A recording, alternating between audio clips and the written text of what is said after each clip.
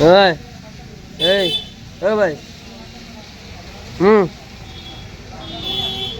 শুয়ে রয়েছে কি রে?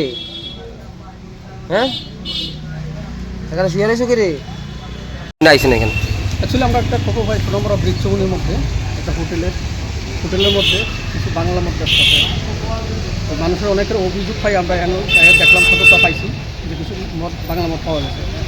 কাউর ধরতে পারছেন নাকি? না, এই দোকানের মালিক দোকান থেকে পালিয়ে গেছে।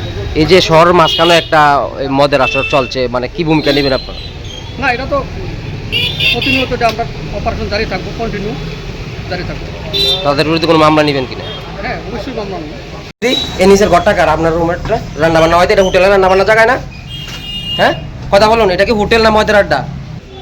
হোটেলের নিচের আন্ডারগ্রাউন্ড ঘরটা কার? এখানে রান্না হয়নি হোটেলের? তো বাইরে থেকে রান্না করে আনবো। তো নিচের স্টোভটা কার? আপনার রান্না এটা কার বলুন, কার এটা? কার নিচের কার? নিচের ঘরটা কার?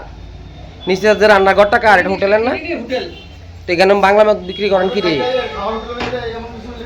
বাংলা মদ কেন বিক্রি করেন?